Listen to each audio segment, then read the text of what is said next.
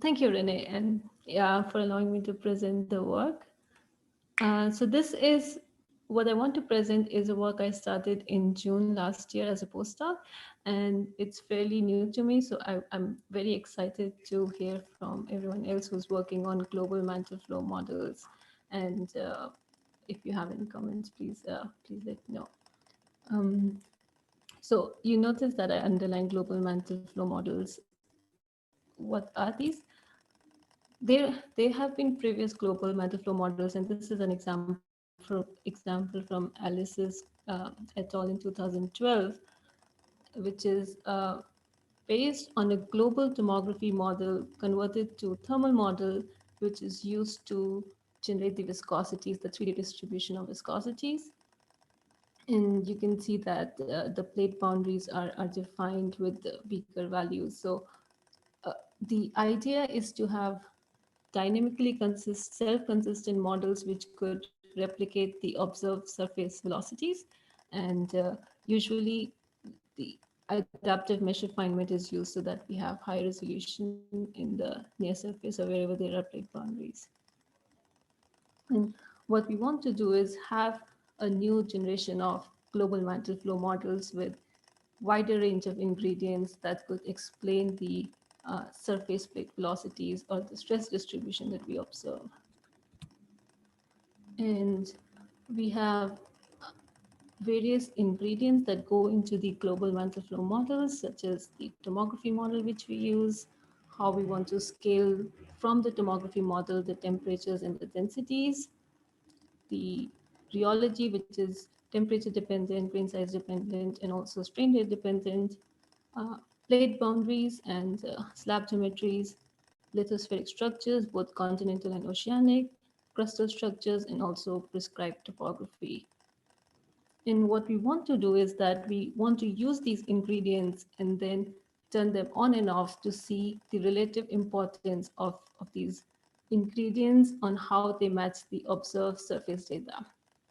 That is, if we do not have the plate boundaries, how much closer or how much further away we are from observing the surface GPS velocities. So I will go over all of these model ingredients, and this is just one possible configuration table which we can have with the model, including several input values. And for example, temperature scaling, which has been published, there are several values for density scaling. It could be constant, it could be depth dependent. We have reference viscosity profiles, which are global 1D reference viscosity profile to match the observed geoid, and how we want to use rheology, how we want to use plate boundaries. So there are several factors, but I would broadly go over some of them, what we have done so far. The global tomography model we use is by Nathan Simmons in 2015, and it is joint PNS global tomography model, which is interpolated on 1 degree grid, and it's from surface to mantle, but we only use it below a certain depth or below the lithospheric depth because the surface heterogeneities are not well resolved in the global tomography model. So the top image is the published tomography model at 410 kilometers depth, and this is the input um, VP velocities in aspect. So you can see around the African plate, the low VP corresponding to uh, the Simmons. So the input values are consistent with what is published here. So along the Australian plate, we can see the correspondence that we have low velocities here too. And these are input as in ASCII data compositional field, and the model has both VS and VP anomaly, but we only input VS anomalies because the sensitivity of temperatures is higher on S wave anomalies and not so much on P wave anomalies. So right now we are only using the S wave anomalies and the absolute P and S wave velocities. And when we scale them using a constant factor of minus 4.2, which is from Becker's study in 2006, and this is the S wave anomaly saturated between 3% plus minus.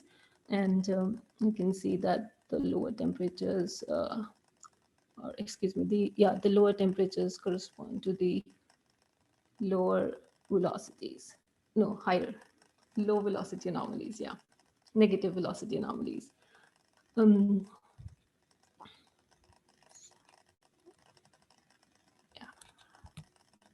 Uh, and we also do the density scaling. Similarly, we tried both with a constant density factor and also depth dependent density scaling, which is uh, published by Steinberger's paper in 2006. And at 800 kilometer on the right, you can see that the density distribution is same, but because the constant density scaling factor is less than what is the depth dependent scaling factor at 800 kilometers, the densities are higher, but the variation is not much. It's minimal. It's it doesn't change the results that much. But in order to input that, we use the ASCII depth profile object in aspect. And as I mentioned, that we are using these tomography-based densities and temperatures for depths below 300 kilometers, but above 300 kilometers, we use a high resolution temperature and density distribution, which is from Anthony Tutu 2018 paper. And that includes the continental lithosphere model, which is TC1, and also thermal structure of oceanic lithosphere based on different seafloors. So uh, this is depth 80 kilometers, and you can see the higher temperatures corresponding to the plate boundaries, and also the, similarly the lower densities at the plate boundaries. And this high resolution tomography helps us resolve the the missing pieces which were not which we couldn't see in the global tomography model.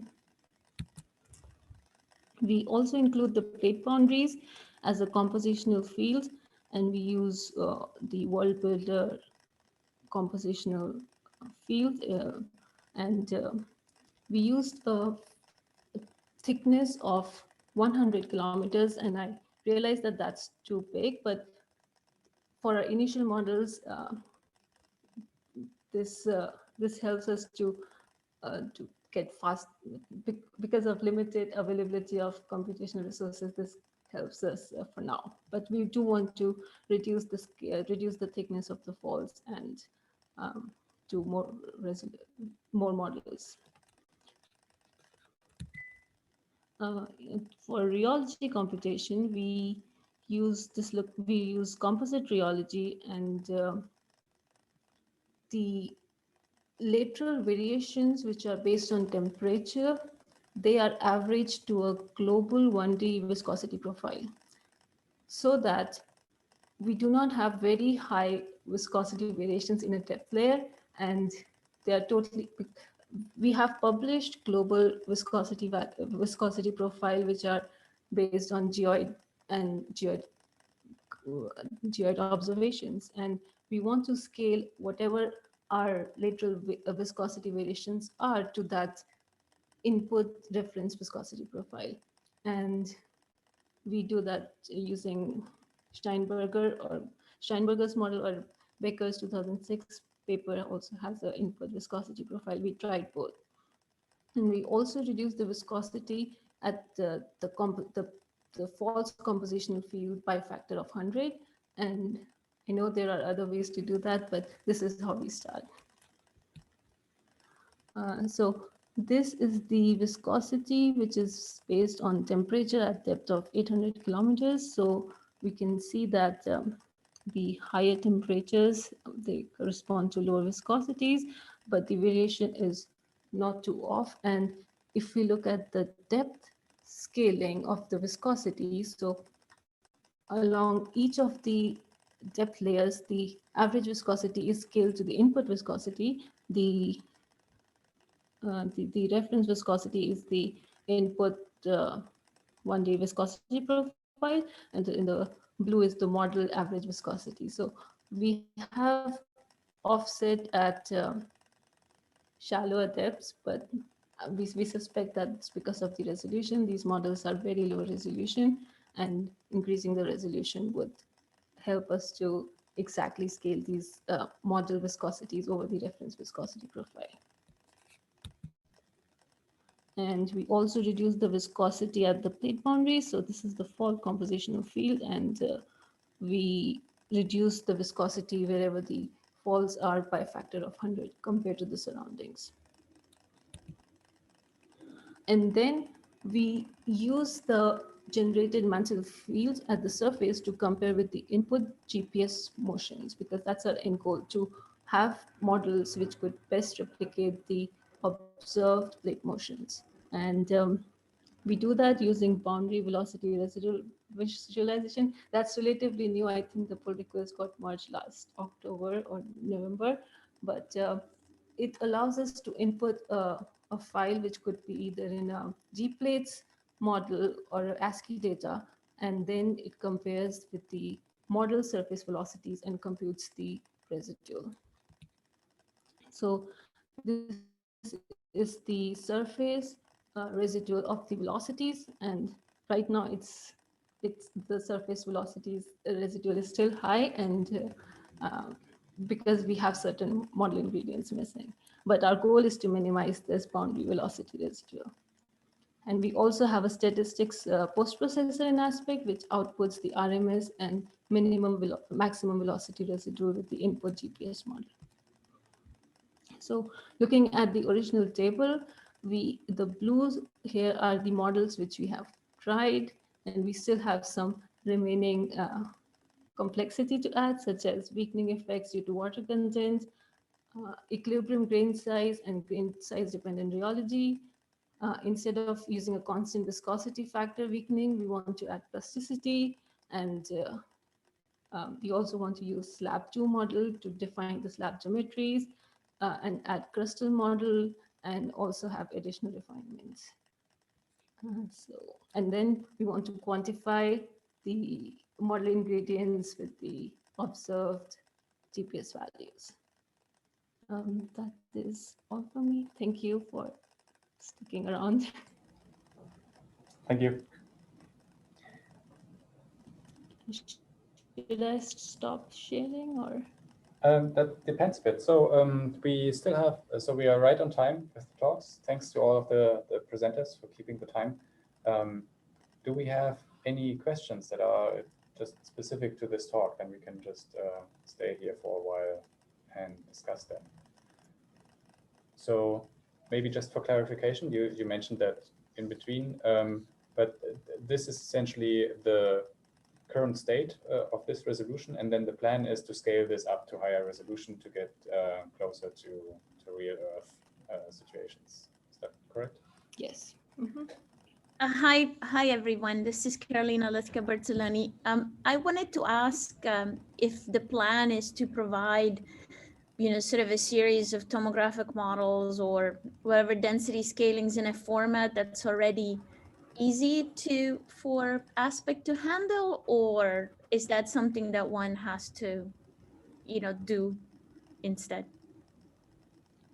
I use all the models which are on the IRIS website as the ASCII data, and I think we want to make it public, but I don't know how, because these data files are very large at this stage. So I'm not the right person to answer this question if we want to share these files as ASCII data format or binary format, but we do want to make them available. So Carolina, maybe for clarification, are you asking how easy is it to input arbitrary tomography models into Aspect, or yes, what's the question? I think that's what I'm asking, because you can imagine if you have spherical harmonic models or whatever you have, or any grid that they have, it'll be very different than the grid you choose, and therefore the process of you know, sort of assigning to the right nodes and to the right elements is not trivial, right? And just I'm asking, you know, how easy, you know, what will you provide, right? Will you provide the scripts that let you do that, or, you know, is that something that one has to do? I have not used spherical harmonics right now, but so I don't know. I don't know the answer. Maybe to I can give some background to that. So what is currently already in Aspect is the ability to read in spherical harmonics based models, as long as the format is similar to the S20 RTS, S40 RTS, or the Savani tomography models. Those are already part of Aspect. This one is somewhat new because it uses this ASCII data format that we have used for a while. But the end goal of the project is definitely to make this whole workflow available with an Aspect and easy to, we want to make it easy to replace individual parts here, to use a different tomography model or use a different scaling profile or use a different viscosity or rheology plugin.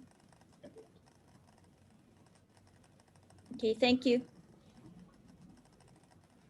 But Carolina, this is Wolfgang. Maybe in general, we've written a lot of interfaces to other data formats, and it's not actually all that difficult. Ultimately, what it comes down to is that Aspect wants to evaluate things like the initial temperature at individual points. And so all one needs to have is a function that for whatever format you have, gives you the temperature at that point. And so for something like the S40 RDS model, what that just means is that you have to sum over all of the spherical harmonics.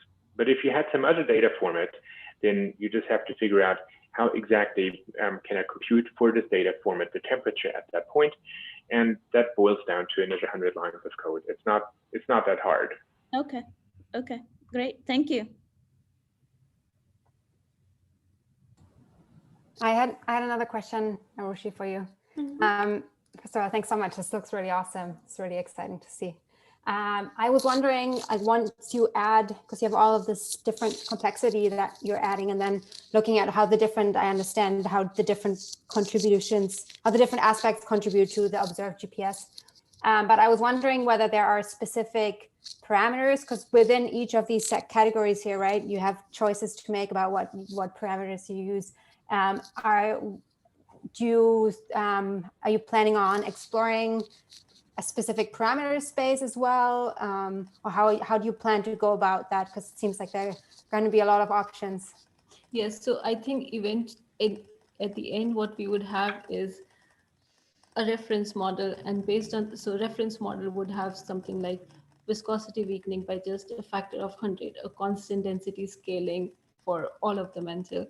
But then based on that, we would build on, and we would compute the differences between the model velocities with the observed GPS data for each of these model configurations that we built on. So starting from the reference, we would add in the different element complexity piecewise, and then compare the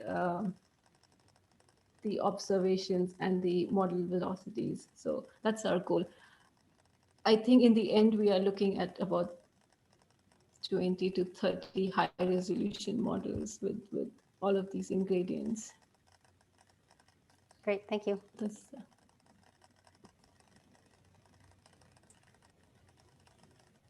I? I have a small question. It's Cedric here. I don't know if you guys see me. Yeah, so rather interestingly, I have a master's student who completed about 1/3 of what you just presented. So the whole tomography model to temperature scaling, to density scaling, to viscosity profile. We stopped there pretty much. But out of curiosity, I think there is a plugin, or it's even by default, Aspect computes the mass of the whole system, or could be written up, I guess. I'm not sure. But the thing is that if you change the density scaling, obviously you're going to change the global mass of the planet. I was just kind of wondering whether you keep track of the actual mass you put in there. I do not, but that's a very good suggestion. I should do that. I mean, obviously it will change your pressure with depth and all, but just that, like, a basic constraint I have, to be honest, we should have done it as well. I realize now, just popped in my head. It'd be funny to see what kind of yeah, what kind of total mass, except for the core, obviously, like what's the delta M we get between a constant 0.25. You have also the Mullick and Ekström. I don't know if there's 2016 Mullick and Ekström. They have another coefficient, density scaling coefficient with depth, which will give you a different mass. Okay. Bug me later if you want a reference. Okay, thank you.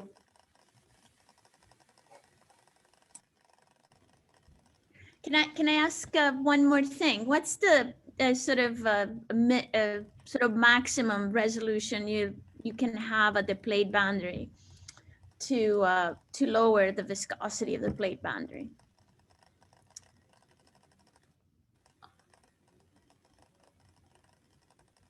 I mean, it says here minimum 100 kilometers, but presumably you can go to much finer than that at the plate boundary. So, so right now with 25 kilometers at plate boundaries, we have viscosity 10 to the power 19, but our variation is between 10 to the power 19 and 10 to the power 24.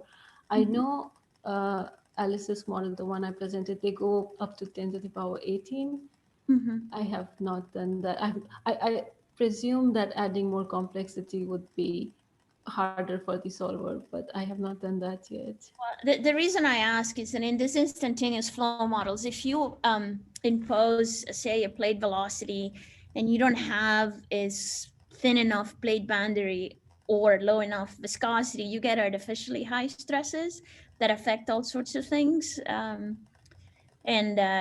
So, you know, I was wondering how low you can go, and how fine you can go.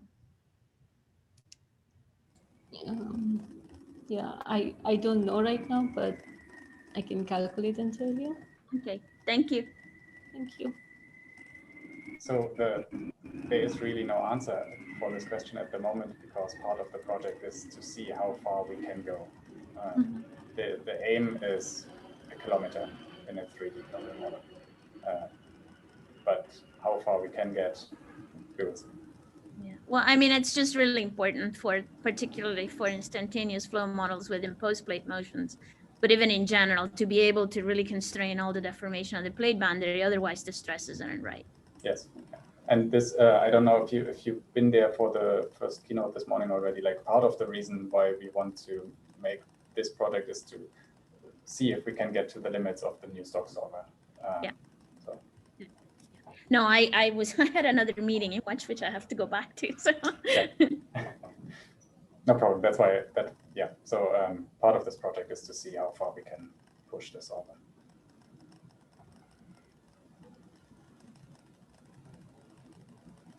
Thank you.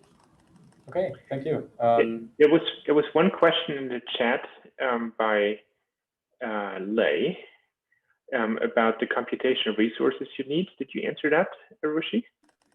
No, I did not. I just checked it. So the current model, which use 3 global refinement and 2 adaptive refinement, they take 27 hours on 66 cores in one node.